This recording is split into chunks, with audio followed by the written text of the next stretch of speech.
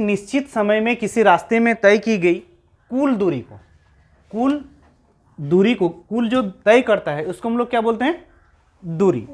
और विस्थापन, दो बिंदुओं में जो सबसे कम, सबसे पहले दूरी समझो।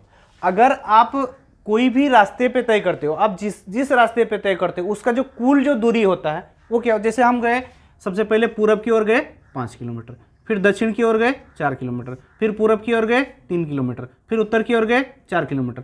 तो ये जो दूरी जो होगा वो क्या होगा? सबसे पहले यहाँ से गए 5, फिर 4, फिर 3, फिर 4, तो 5 4 9, 3 12, 4 16, टोटल क्या हो जाएगा? 16 किलोमीटर। ये क्या होता है? दूरी। देखो जिससे पहले गए 5, फिर 4, फिर 3, फिर 4, मतलब जिस रास्ते से होके गए हो वो रास्ते की जो कुल लंबाई होगा, उस रास्ते की जो कुल लंबाई होगा वो क्या होगा? दूरी होगा। चाहे आपका रास्ता कैसा भी हो, अगर आप सीधा गए, फिर ऊपर गए, इधर गए, फिर इधर गए, फिर इधर गए, फिर इधर गए, फिर इधर, तो यहां से यहां तक का जो कुल लंबाई हुआ वो क्या होगा? आपका दूरी होगा। जो रास्ते से, जो पथ से होकर आप गए हैं उसका कुल जो लंबाई है वो क्या हम लोग का? दूरी। समझ में आया दूरी क्या होता है?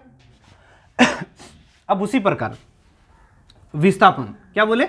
विस्थापन, दो बिंदुओं के बीच सबसे कम दूरी या न्यूनतम दूरी। विस्थापन किसको बोलते हैं? दो बिंदुओं के बीच सबसे कम दूरी या न्यूनतम दूरी। या फिर आप बोल सकते हो प्रारंभिक स्थान व अंतिम स्थान। क्या? प्रारंभिक स्थान मतलब जो स्टार्टिंग पॉइंट है और जो लास्ट आपका एंडिंग पॉइंट है, अंतिम पॉइंट है, वो दोनों का जो न्यूनतम दूरी होगा उसको हम लोग क्या बोलेंगे? विस्थापन बोलेंगे। जैसे आप यहां से शुरू किए थे, हम बोले थे यहां गए थे कितना?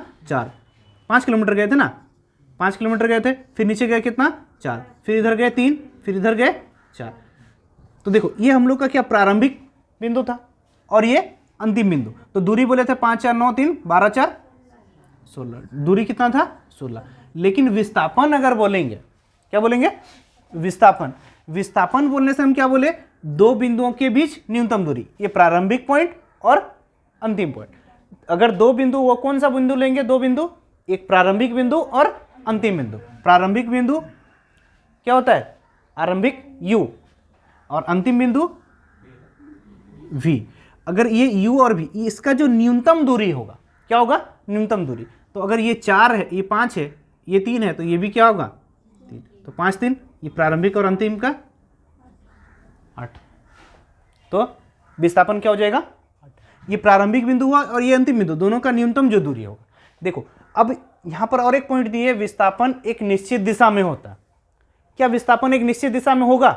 हमेशा होगा ही, क्योंकि अगर न्यूनतम दूरी जाओगे, कोई भी न्यूनतम दूरी जाओगे मतलब आप एक सीधा रेखा में ना जाओगे, टेढ़ा मेढ़ा जाओगे तब ना आपको लंबाई होगा। तो अगर न्यूनतम दूरी जाना है मतलब आपको कोई ना कोई एक सीधा रास्ता में जाएंगे। तो इसमें क्या होता है? दिशा होता है। जैसे यहाँ पर कोई भी एक सीधा रेखा में अगर इधर गए तो ये कौन सा दिशा हुआ? पूरब दिशा। अगर इधर से हम सीधा जाएंगे तो ये वाला पूरब और दक्षिण, दक्षिण पूर्व। कहीं पर भी आप अगर सीधा में जाओगे तो क्या होगा? दिशा होगा ही होगा। और विस्थापन में बोल रहा दो बिंदुओं के बीच सबसे कम दूरी। सबसे कम दूरी कब होगा?